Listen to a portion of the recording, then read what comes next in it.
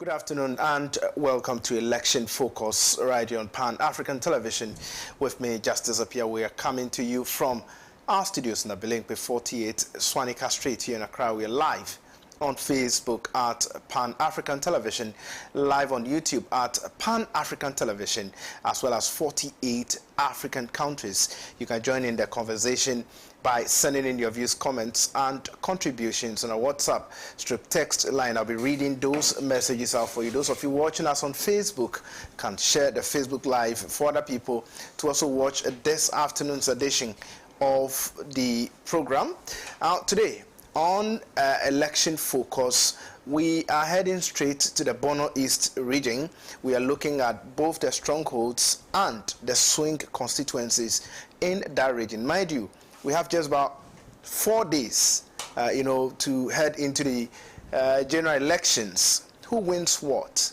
I mean, that's exactly what we are looking at. And I've been joined in the studio by my colleagues, Ruben Addo. Ruben Addo is a news editor here at Pan-African Television. Ruben, how are you doing? Very well, thank you. Right. Also in the studio is Bless Koku Alomaso. Bless Koku Alamaso is the host of Good Morning Africa right here on Pan-African Television. Bless, how is it? I'm very well, thank you. How are you? I'm fine, my brother. Great. Then we have Greg Pilkington Amwa. He is our parliamentary correspondent. Greg, how are you doing? Fine, thank you, Justice. And you? Right. I'm sure our friend is watching us. Fela Laga. I'm sure there are a lot of people around the globe watching us. So I mean, but she's an ardent, viewer of this platform. Of course, yeah. So good afternoon to Awolana Awodaga Fela Laga. How are you doing? Anyway, Greg,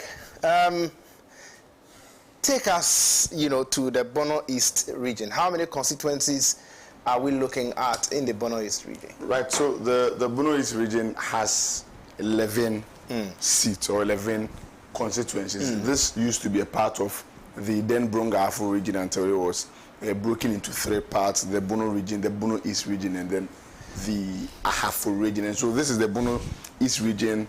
Its capital town, of course, is Techiman, and there are 11 seats, as I intimated. Right. Now, in the 2016 election, the NPP, back then it was the Bronga Afro region. But that area, the Techimans, Kintampo, Sene, Pru, and Atebubu, together, the NPP had 5 seats over there. The NDC had 6 seats over there. And when it was, carved out, and then the Bono East region was formed. Now the NDC has 8 seats in that region, whereas the NPP has 3 seats. And so the NPP had a net loss of 2 seats, whereas the NDC had a net gain of 2 seats. And so it tells you that even when it was the Bronga Afro region, anytime the region swung to the side of the NPP, the portion that is now the Bono East region always maintained green. Majority of the time, it was green. And so it tells you a lot about the demographics as far as the Bono East region is concerned. And so let's go back in time. In 1996, there were 3 seats over there. All 3 were for the NDC. The NPP didn't have any seat over there. In 2000, then the NPP managed to win 1 seat over there. In 2004, when the seats were increased to 9, so it jumped from 3 to 9. The NPP controlled 2 seats, whereas the NDC controlled 7 of those 9 seats. In 2008, when the NDC, of course, came back into power, the NPP managed to win 1 more seat, and so it was 3 against 6. And in 2012, when John Mahama retained the presidential seat for the NDC was dominant. They won 10 seats, leaving just 1 seat for the NPP. And then in 2016, when the wind of change blew around the country, and then the NDC exited power, the seat allocation was 6 to 5, and so the NPP jumped from 1 seat in 2012 to 5 seats in 2016, and then in 2020, the seats again, majority of them leaned towards the NDC side, because the NDC then jumped from 6 to 8, whereas the NPP had 3 seats. And so that is the overview of the region as far as the allocation of seats is concerned. Thank you so much, Greg. I'll come back to you, but let me take introductory comments from Ruben and Bless. But I'll start with you, Ruben. What are your expectations come Saturday, with particular reference to the Bono East region? As it stands now, the NDC can boast of 8 seats compared to the NPP, who have 3. So going into Saturday's elections, I believe that the NDC would work assiduously to make sure that they try and get more seats in addition to what they already have. The NPP would also want to make a bold statement by insisting that, well, the 3 we have is woefully inadequate, so we need to work assiduously and try if we can get maybe some 4 more seats in addition. So I'm looking forward to a competitive battle which will ensue between the 2 dominant parties on Saturday. But from the clearly, look of if you things, look at, or if you had listened to Greg on the information he gave us so far, then that's a no-go area for the New Patriotic Party. Yeah, it is a no-go area, but in elections anything is possible. So in as much as it is a no-go area for them, we still won't underestimate it's just like you're saying to that make some inroads. It's just like you're saying that in elections anything is possible, so the NDC is likely to get more than 5 seats in the Ashanti region. That it won't happen. Well, anything is possible. Well, let me come to you, Bless. Your expectations with specific reference to the Bono East region. A pleasant afternoon to our cherished viewers watching us across the globe. We're extremely grateful for their time this afternoon. I do not expect much to change in the Bono East region as far as the upcoming elections, which we should be some 4 days away, is concerned. I think the National Democratic Congress would maintain the seats that they already have there and would even want to try their best possible and eat into some of the seats, the 3 seats that the NPP has in the region. I mean, if you look at the results of past elections in the region, both parliamentary and presidential, apart from 2016 where they nearly halved the seats. I think the NDC won majority seats, but I think the NPP also had about 5 seats in 2016. And of course, we saw the massive wind of change blow across the length and breadth of the country in 2016. So I'm not surprised that the NPP did so well in 2016. But you look at 2020 and their fortunes dwindled again. And I see that the NPP would further plummet in the upcoming polls, looking at the current economic conditions and if I would say to some extent, some of the actions and inactions of NPP parliamentarians in this 8th parliament, which should be drawing to a close very, very soon. And also, like I've always been saying, there's a general discontent against the New Patriotic Party. Right. And if you are putting all these things into account and the fact that Ghanaians since '92 have adhered to an 8-year cycle and shuffled between the NPP and then the NDC, I don't see the NPP doing so much in the Bono East region. Once we get into the details of the specific constituencies, then would be able to predict, would be able to sit here and then predict which constituencies that the NPP could attempt to make some gains, and would also look at the numbers, and by so doing we can also be able to determine if the NDC would win some more seats in addition to the 8 that the party already has. So once we get into the details of that, we'll be able to make that determination.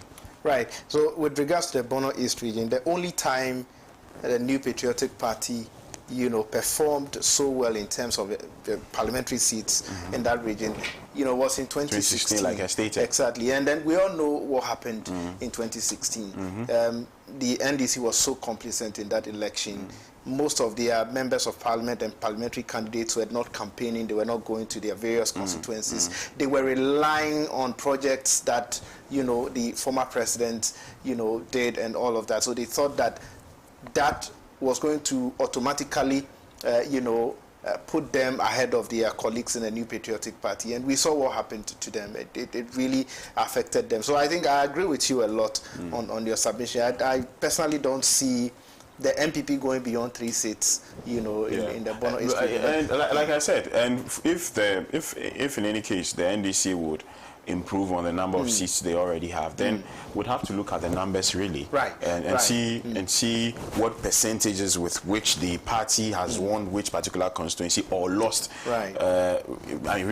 in relation to these 3 constituencies that does not belong to to the NDC. We may see some not so deep green seats as well. Then you can say that looking at the caliber of parliamentary candidates the MPP has there, perhaps they could cause an upset. You understand? So let's get into the details, and then we'll be able to make some determination. Right. So Greg, take us to the Bono East region and the constituencies in it. Quickly, let's also deal with the presidential voting trend, because 96 was the highest the NDC had gotten. Have we done the map of the region and all of that? So I want us to first of all go through this one as well. So if you can see that one as well, since 96 to 2020, the NDC has carried this region. In fact, the highest they did was 68.9 in 96, but even though the NPP has closed the gap to a point, the NDC still maintains an average of 52% of the vote in that region year on year,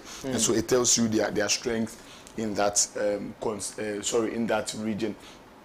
Now let's go back and then do the regional parliamentary map of that region. So this is the map of the Bono East region. So you see there are a few deep green seats here, and then there are a few light green seats. Even though the region is predominantly NDC, there are still very few that are deep green seats owing to the last election. This is Kintampo North, that is eating into the northern side of Ghana. Yes, and so that is an NDC seat. And if you go by the trends, the NDC have won from 2008 to 2020, and so that is a very green. In fact, that's a deep green seat. That is one of the greenest seats in that region, Kintampo North constituency. Then from there, we move over to Kintampo South. For the first time since 2004, a flipped green. Prior to the 2020 election, the NDC actually controlled both the north and south of Kintampo until the last election, where the NPP flipped it. But even if you look at the numbers, 49.4 as against 46.7, it tells you that it was a race until the very end of that election. And that is also one of the areas we should be looking at going into this year's election. And then this is Pru West. This was also predominantly an NDC seat. It was a green seat from 2012 until the last election, where the NPP flipped that seat as well. And so even if you take these two out of the equation, it tells you how dominant the NDC have been, because the NDC were able to snatch some seats that they had never won, some seat that was for the NPP, and you look at the fact that they had to also lose some seats for the first time. But for these seats, we could have seen a total domination of the NDC in the Bono East region. So it tells you how green that region is. And so from the Pru West constituency, we move over to Pru East. That's the constituency of the Honorable Dr. Abner Donko. He unfortunately lost the primaries, and so he will not be on the ballot. But if you look at the trends as well, this has been a religiously green seat from 2008. Then we move over to Sene West. This was one of the closest constituencies in the last election. I think there were about 16 votes between the NPP and then the NDC, which led to Kwame Twumasi Ampofu winning that seat. That seat has also been green from 2008. And then we move to Sine East. That is a deep green seat because he won it. The NDC's candidate won it with 64.4 as against the NPP's 35.7. That has also been a religious green seat from 2012. And so this enclave from Sine East, from Pro East, Sine West, Sine East, and then Atebubu Amanting, it had also been a green seat until 2016. Something happened over there. That's the first seat we'll go to, and I'll explain what led to the NDC losing the election in 2016. And so this zone for quite some time had been predominantly NPP, and this is the side that eats NDC. Now I'll tell you why. Last time we made an analysis that most of the time the bordering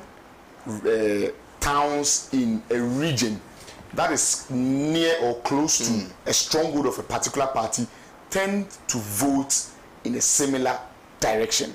This is another evidence to buttress that claim, because this is the side of the region that is closest to the Oti region. These are parts you use when you are going to Kratchi and those areas, and you are using the Bono East region. And so it fits into that analysis that we made earlier some time ago, that it is quite evidenced by the data that most of the time the seats closest to a region that is a stronghold of a party tend to vote as that stronghold also vote. Now, Justice, let's do some other constituencies. This is Techiman North. Okay. Now, this is one of the definitions of a swing constituency as far as parliamentary elections are concerned in Ghana, because year on year it tends to swing. 2008 is swung, 2012 is swung, 2016 is swung, 2020 is swung, and we wait to see whether this year it will swing again. Even though the tides are showing that the Honorable Elizabeth J.A. might win, you can't be sure because it is a predominantly swing constituency, especially when she's coming up against the incumbent MP who she unseated in 2020. And so that is also one area we should look at. And then this is Nkoranza North. This is Nkoranza North.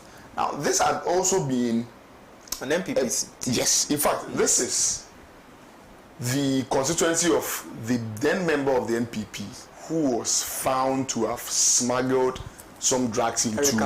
Yes, and so that has been an NPP seat until the last election, where the NPP was unseated, and then the NDC won over there as well. And then we move over to Nkoranza South. Nkoranza South is more of the swing side of Nkoranza, because this is the Nkoranza township itself. This is the cosmopolitan part of Nkoranza. The northern side is more of farmland, so the Busuya areas and others, you find more indigenous people over there. And so I'm not shocked that the NPP usually wins over there, because that's where you find indigenous people who might think alike.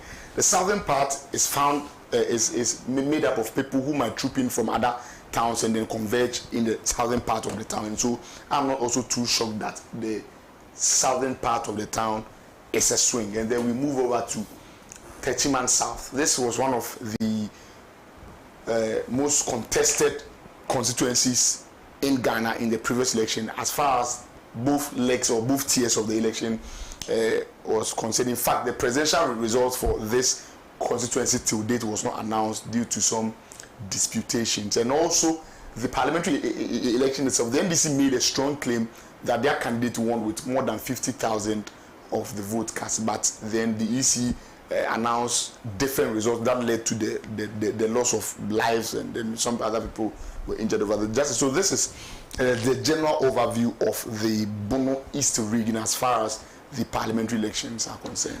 So clearly, if you look at the map and you look at the constituencies in the Bono East region, you can only talk about just a constituency that the MPP controls. Predominantly controls. Exactly. And even with that, in 2020, the NDC won that constituency. Yes. Apart from that, you can only see swing constituencies where it could go either ways. NDC is likely to win, and then the NPP, or the NDC won it like twice. The NPP also won it like twice, and all of that. But apart from those ones, clearly all those other constituencies are places where the NDC controls, and it's very difficult for anybody to understand the reason why the NDC. Let's go back to the map. The NDC had to lose, areas where they controlled from, I think, 2008 until 2020. If we can go back to the map, I mean, let's go back to the map. Unfortunately, it's very difficult to understand why the NDC lost those constituencies. Yes, the blue areas. The blue areas. Yes. Kintampo South. So clearly, from 2008. The NDC won that seat until 2020 that they lost. And then this one to Pro West. They won it in 2012. They won it in 2016 and lost it in 2020. And so it's becoming increasingly very difficult to understand when you managed to win constituencies, or one of the constituencies that was controlled by the New Patriotic Party, but failed to win a constituency you have controlled for I'm more shocked about Kintampo South. Because the margins didn't show in any way. Of course, in 16, the NDC's vote dropped massively over there. But the margins with which they went dropped massively. But they were still in the winning more than half of the total vote cast. But Pro West is not. Pro West had always been in the 40s. So they won in 2012 with 48.6, and then in 2016 with 49.7. That tells you that the numbers are close. And so if one party is able to galvanize its rank and they're able to eat a little bit into the voltage. What happened in 2020? The NPP won with about 56.7.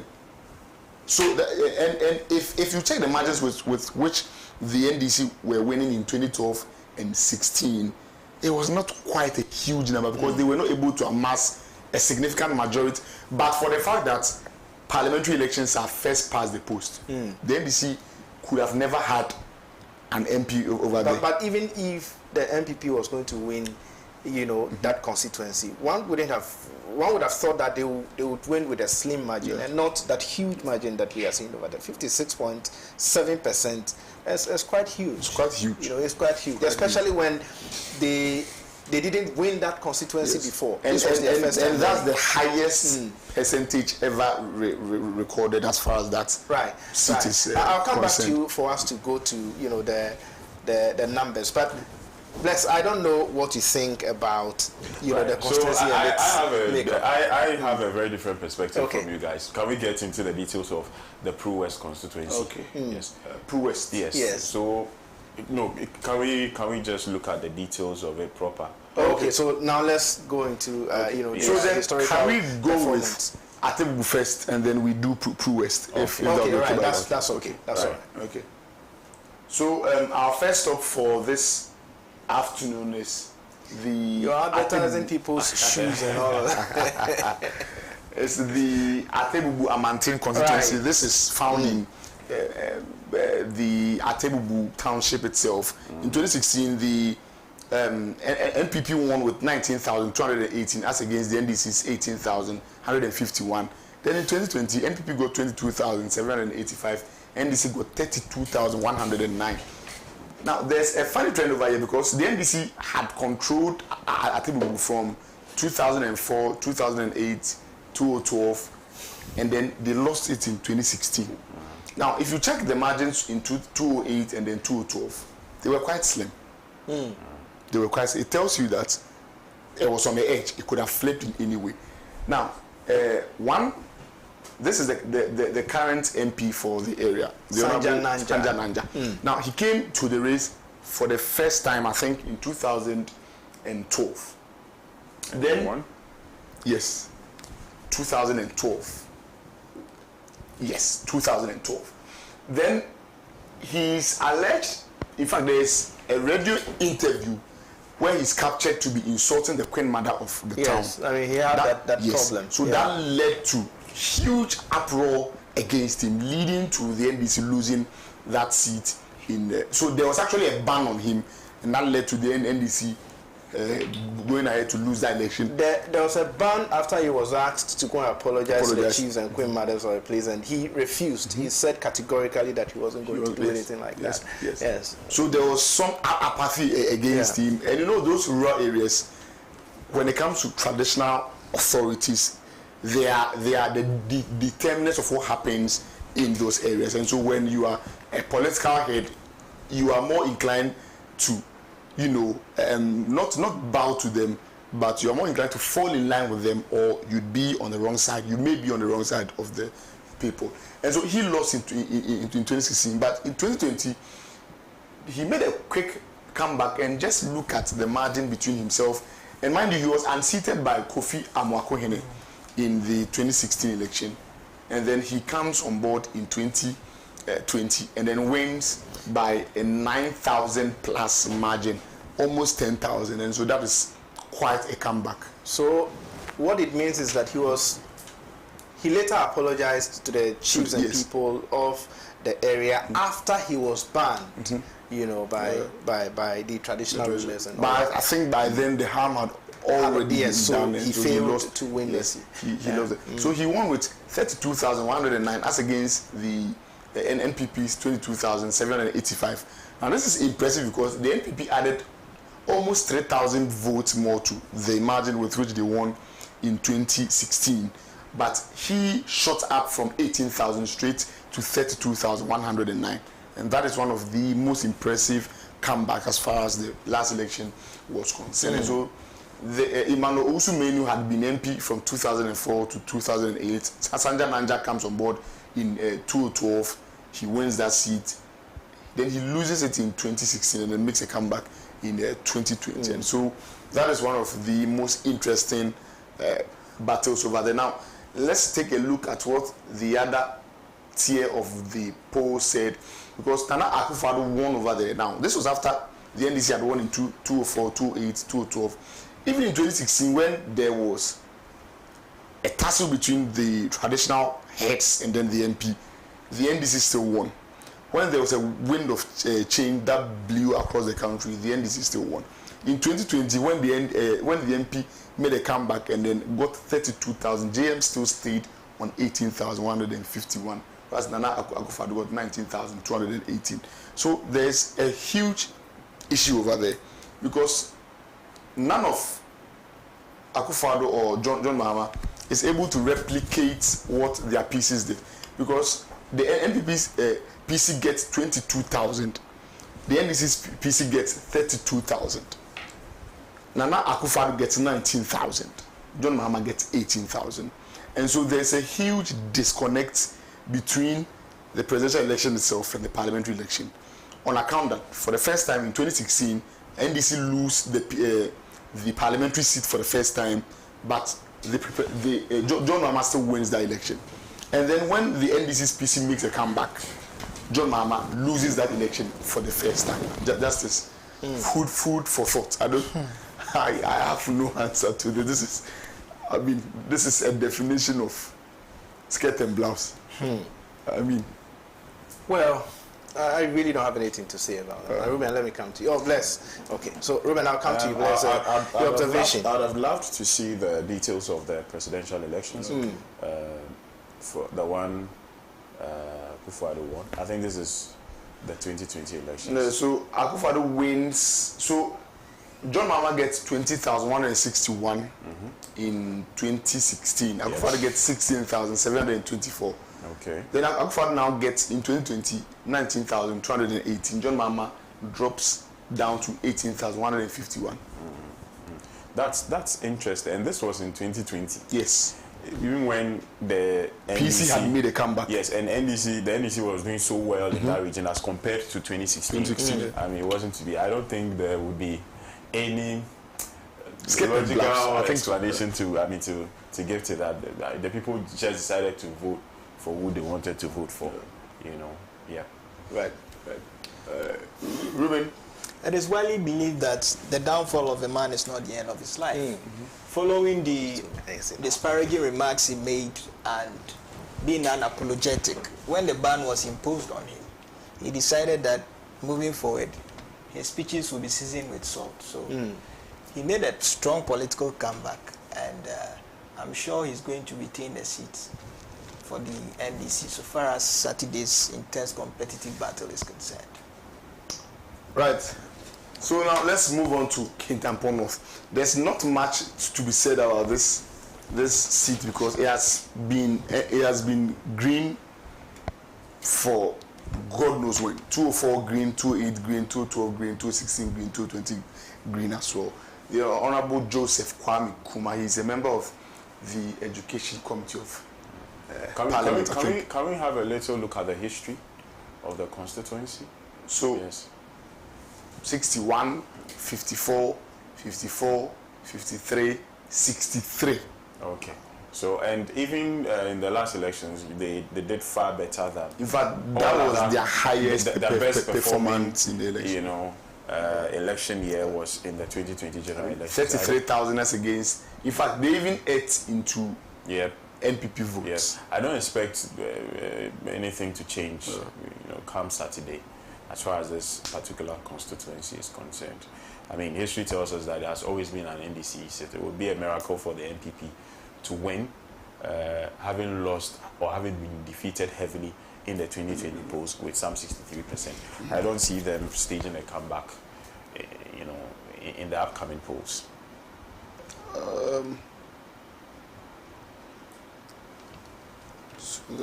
I mean, Jay, would you have any comments to add to the... I don't really have anything to say. I think that place is an NDC area. I don't expect anything to change. I mean, this let's move to the next. Now let's move over to Kintampo South. That was where there was a shocker.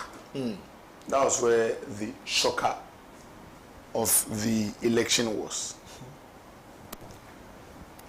And so, Justice, Kintampo South, just like the North, had also been predominantly NDC since 2004.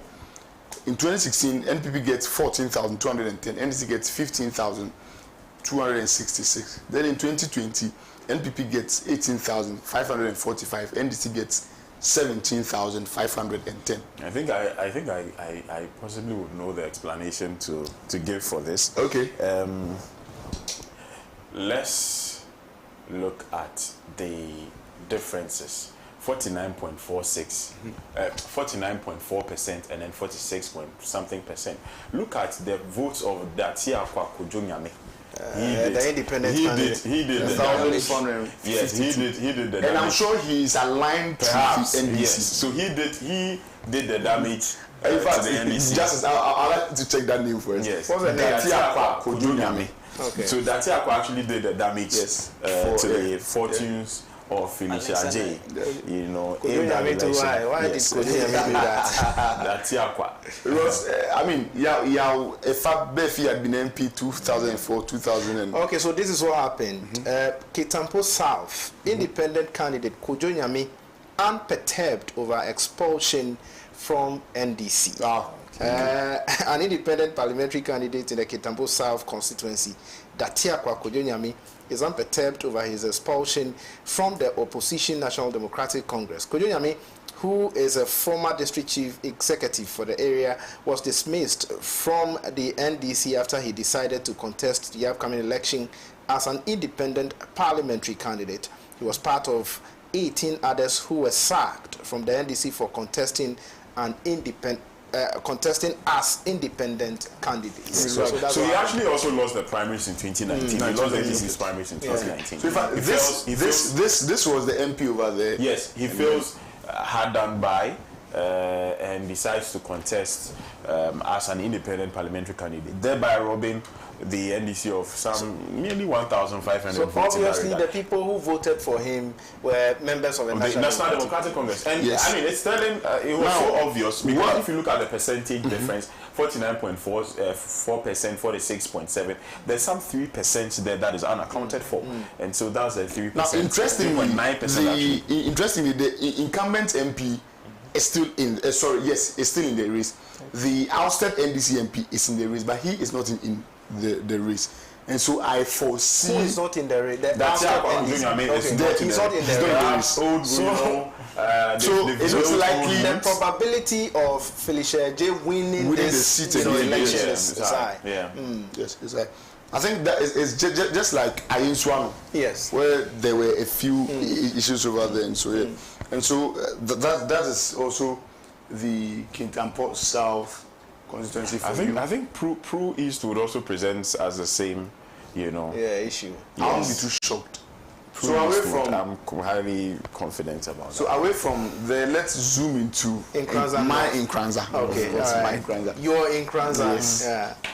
This is Nkoranza North. This is the northern part of Nkoranza, the Busia areas and others. And for the parliamentary election as well, another shocker occurred over here. This time on the side of the NDC, because the NPP had controlled the seat from 2004. Now, in 2016, the NPP got 11,606, NDC got 9,353, and then in 2020, NPP gets 10,978, NDC gets 15,124. Joseph Kwame, Kwesi Mensah. Wait, let's go up. Go up. So Nkoranza North happens to be, it used to be controlled by the New Patriotic Party. Yes. Because NDC won it in 2020 for the very first time. Okay. Yes. In fact, it used to be the Honorable Eric Amanting's seat. Okay. Then there was a drug trafficking issue in 2005. Yes. Which led to him being sentenced in the US. And then Derek Odro, major retired, came through a by-election, won, and then continued in 2008, 2012, 2016, and then he miraculously lost the election in 2020. Now, unlike Kintampo South, there's no third force, there's no fifth columnist in that election who you'd say was a disgruntled member of the NPP, and yes. And so, I mean, this is a straightforward victory. 15,124. He won with over 4,000 votes. Yes. Yes. And so, and this year there's a Jacqueline Boatima for the NPP. The NDC, of course, is coming back again with their own. They are still their MP. And then there's a Charles Owusu independent candidate. Who is that Charles Owusu? I don't know his lineage. I don't know where.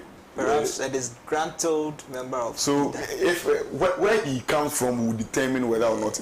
If not, then it will be likely. I mean, this is it's quite tricky because it is an NPP seat. If you know Nkoranza, that part of the town had been an NPP zone.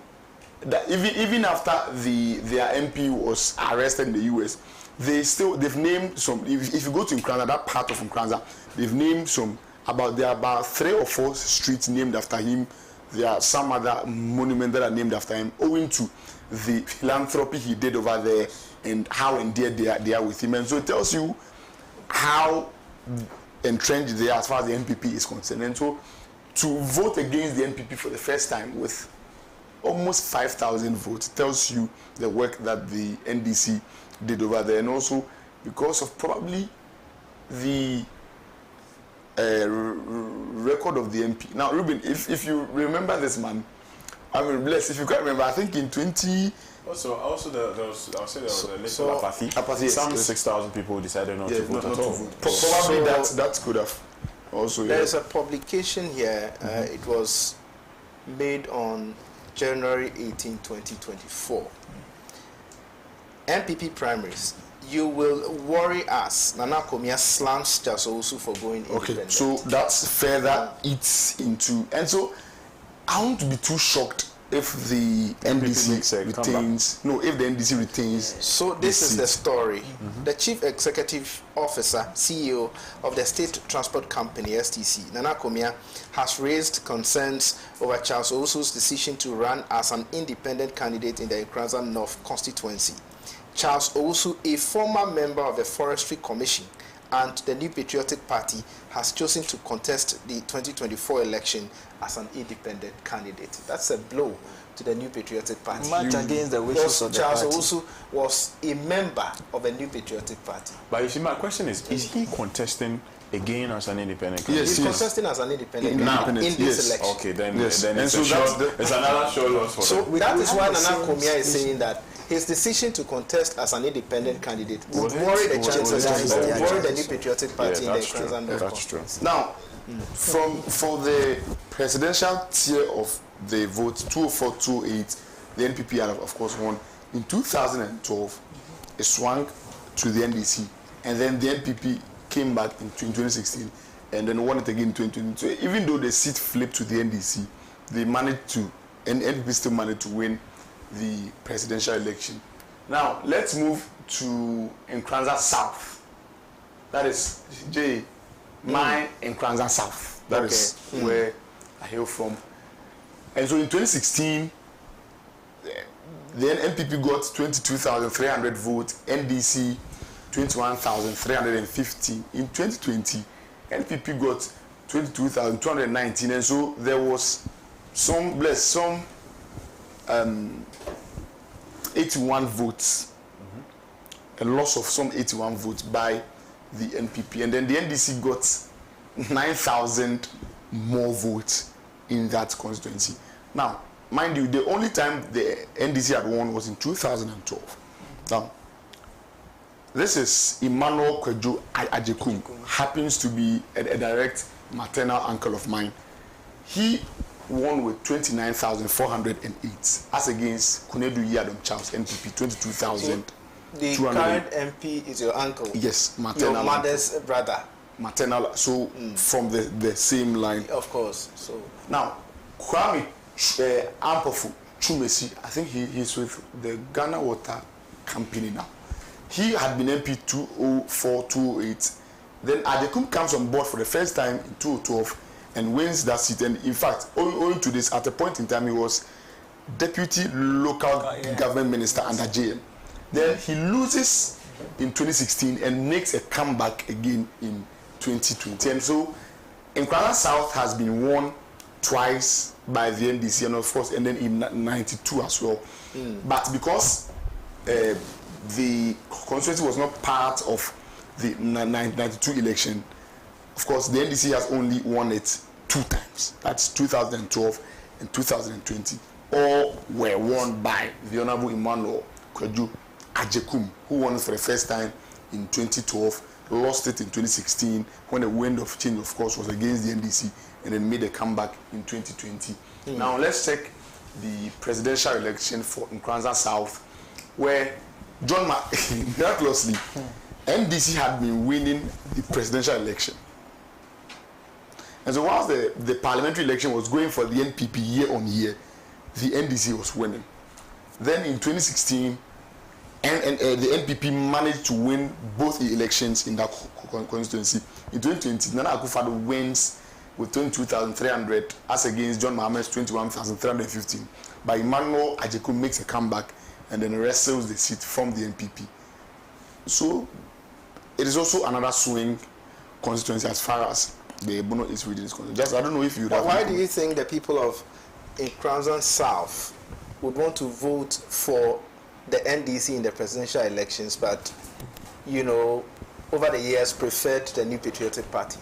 Well, the New Patriotic Party won at that constituency thrice. Yes. 3 times. 3 times. Against 2 times of the National Democratic Congress. And so, if you know Nkoranza is, I'm choosing my words carefully because I know there's bias and all those things.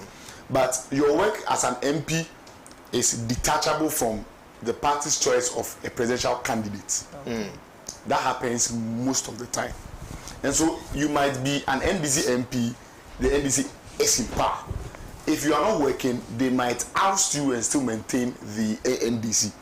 For a long time, that has been the outlook of the people of Nkoranza, at least the people in the Nkoranza township itself. Mind you, when I was making my preliminary comment, I told you that this is the cosmopolitan part of Nkoranza. This is where others from other parts of the region would come to reside. The northern part is the more nomadic areas where you find the farmers and then the indigenous people. And so if you are not working, it's likely that ideas would not be the same.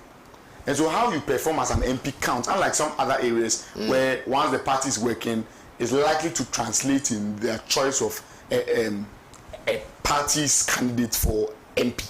And so I strongly believe that was to account for the change in trend, because NDC year on year was winning the presidential election, but the performance of the MPs was satisfying enough for the people until they decided to change hands. In 2016, there was a wind of change. That was also the first time the constituency became amalgamated as far as both tiers of the election was concerned, because they won the parliamentary election and then the presidential election as well. And then in 2020, they went their same route again. MPP wins the presidential election again, but the parliamentary election switches back to the NDC. And so that is Nkoranza for you. Bless Justice, I don't know if you have any comments to this. For me, I don't know, but I just say that it was just a situation of preference. If you look at the years in which the NDC won the elections, the presidential elections were the 2004, 2008, 2012, 2004 males on the ticket, 2008 males on the ticket, 2012 males would have been on the ticket, and I'm sure his death also perhaps, So I would say that people probably just don't like John Dramani Mahama. That is what I think. It may not be true. Shocking enough, I would have to inquire. John Mahama's wife hails from Nkoranza. Okay. I don't know whether I'm sure she hails from the northern parts of Nkoranza. Is it not Jema Ampoma? John Mahama's wife. Jema Ampoma, yeah. Jema Ampoma, yeah. Is that the name of a town Yes. or the village? Okay. So there's a town, when I was young, there was a town called Ampoma. I mean, it's known for other things. Other things I can't see on here. And so that will be in the northern part of Nkoranza, of course. But again, 2016, let's check the margin. I mean, the vote difference between Nanado and John Mahama. Okay. 2016, the Not so huge. President Nana Dankwa Akufo-Addo had, I think, over 22,000 votes. Yes. As against former President John Dramani Mahama's 21,000 and over, right? So if you check the margin, I think the margin is always now, and also, wide. mind you, the NDC's highest performance in Nkoranza South was in 2012 when John Mahama came on the ticket for the first time, 54.6. Now, in 2016 as well, was it? But the question is, was it entirely a John Mahama ticket? I think that Professor Mills, of course, but I think there were sympathy votes. Exactly. I know. To some extent, I would explain to you a few trends over there. Okay. So John Mahama comes on board for the first time. NDC is winning already, and so it can be construed that NDC will still win. But look at the margin. Bless Justice, 54.6. Now between 2014 and 2015, there was an advent of a Ponzi scheme over there, DKM. Okay. Now it was widely reported that DKM was for John Mahama's wife. And so, and if you understand what DKM did to people in Techiman and Nkoranza, it was mind-blowing. People lost their investment, people died, people got stroke and others. And so there was huge apathy against John Mahama because they were linked with DKM. And so there was apathy against them. And so people vented their anger on the former president. And mind you, how do you explain 54.6 to 47.5? And then the NPP gets it dropped 51.6. Yes. And anybody who lived in Bono East, then Brongafo, between 2015 and 2016, understood the crippling effects of DKM over there. How true is this? I'm told today the owner of DKM has joined the new. That's what we are hearing. That's the allegation. Yeah, I've heard allegation. I've heard John Dramani Mahama say he said it. Yes.